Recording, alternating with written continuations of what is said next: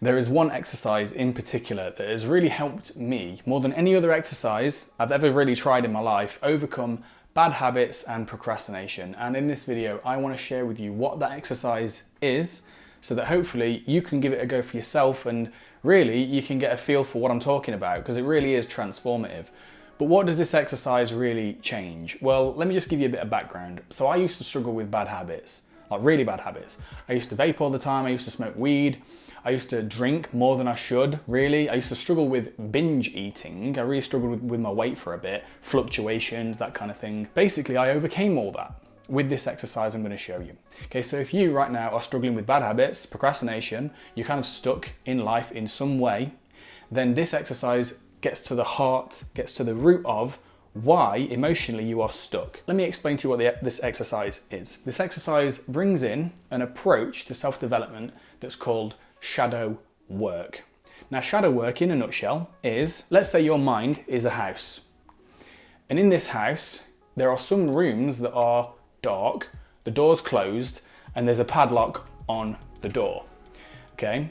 In these rooms, there are creatures, there are certain things like people, animals, whatever in there, that are tearing up the house.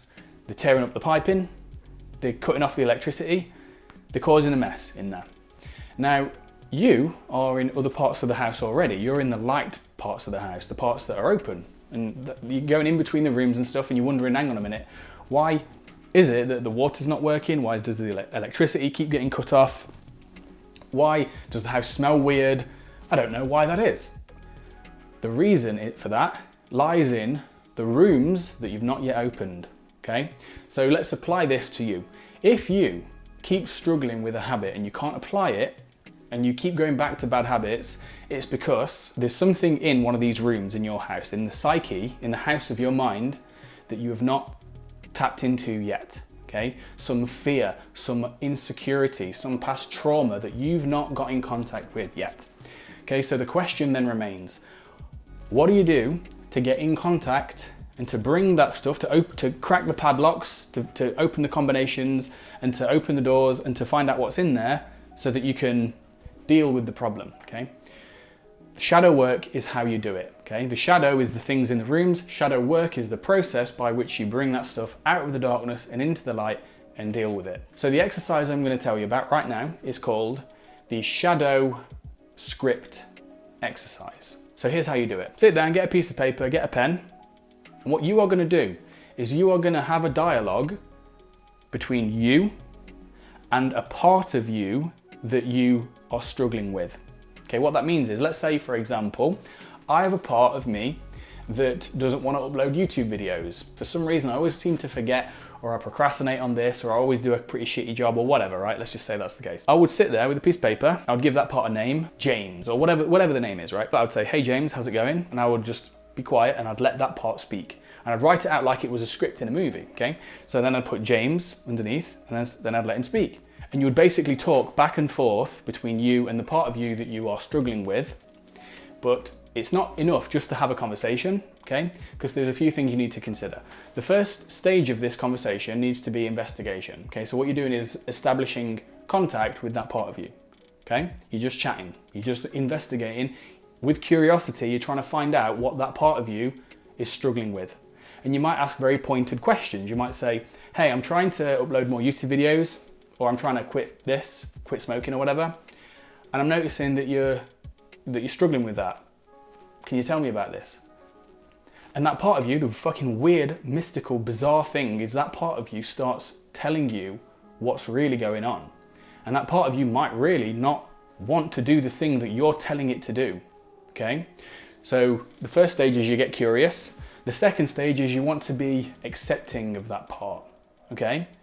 Because it might be the case that that part of you, you've actually been pushing it away and repressing it and sort of aggressively shoving it away for years, maybe since you were a kid. So once you've accepted and treated that part of you with love and kindness and talked to it and established a dialogue and start to understand what that part of you in your psyche is really struggling with, you then come to the third stage, which is negotiate.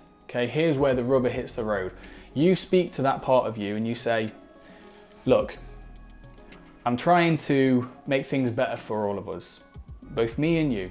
I'm trying to quit smoking because one day we might be ill. We might get cancer or something from this.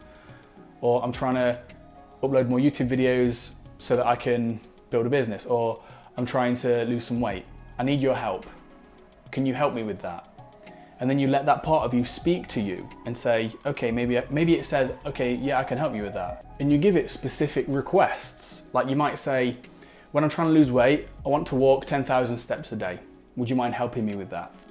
And that part of you might say, yeah, okay. And you keep negotiating until you reach a point of cooperation between the different parts of you. This process is more effective than Atomic Habits because Atomic Habits deals with the mind and strategy. It doesn't deal with the deeper emotional stuff. It's also more effective than the David Goggins approach because the David Goggins approach uses kind of almost shame to make you do things that a part of you doesn't really want to do. This approach is way more effective than either of those. And this approach worked for me when neither of those approach worked. If you like this video, mate, then watch this video next because it's going to flesh out a little bit more about what I've talked about today. Take care, mate, and I'll see you next week. Peace.